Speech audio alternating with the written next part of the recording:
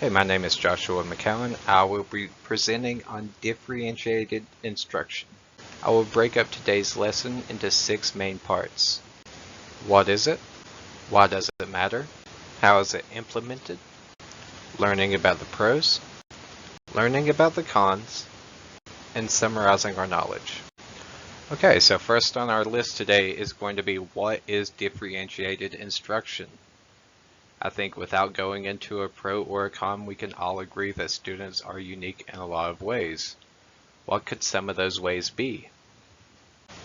It could be things such as race. We also have levels of ability. Now that could mean mental or physical, because physical limitations can affect how a child can learn.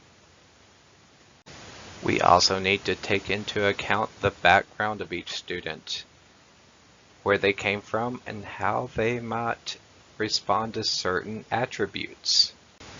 The socioeconomics of a student. And also, as we have recently saw in our book, the linguistics of learning English language students. So the basic premise of differentiated instruction and whether someone supports it or opposes it lies in the question, should we teach the same way to different and unique students? So if you answer yes to this, if you think that we should teach uniquely to different students, then you are a proponent of differentiated instruction.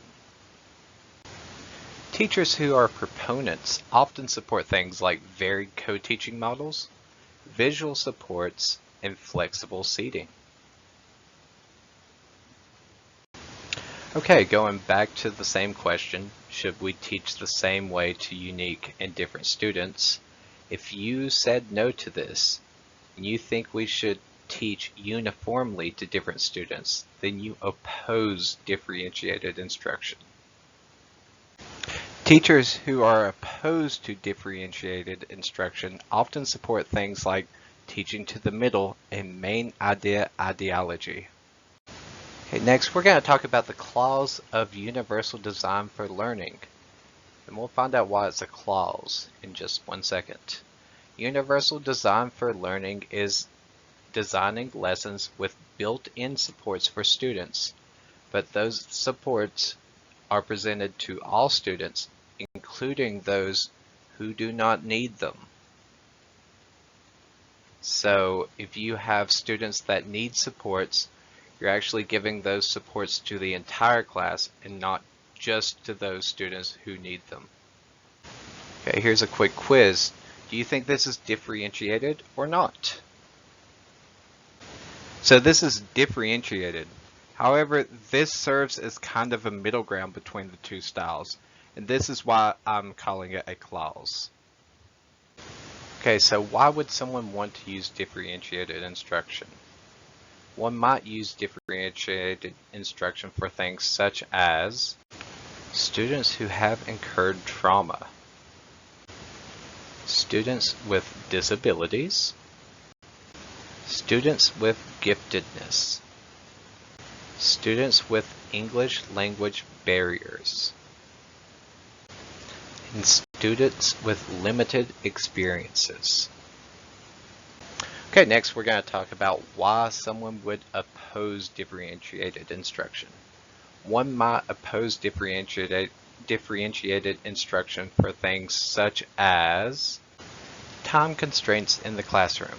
And what I mean by this is your time in the classroom is limited.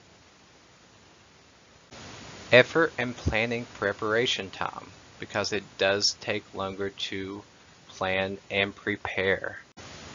Feeling overwhelmed with classroom duties, because this definitely adds to a teacher's workload.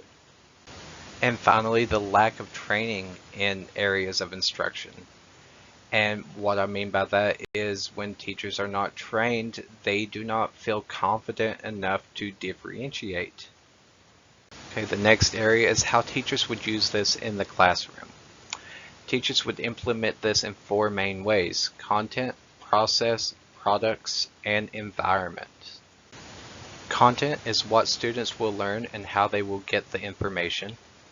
Process is activities that students engage in to make sense of the content. Products is ways students will apply what they have learned and demonstrate their understanding. Environment is changing the way your classroom is set up and the atmosphere based on what your students will need. Okay, at this point we're going to move on to our pros and cons. And to actionize that information, we're going to apply it to a graphic organizer. Okay, the pros is that you can use the uniqueness of students to their benefit, give students equal opportunity to learn, allow students to catch up to their peers, engage learners commonly overlooked, and change classroom environments to fit all needs.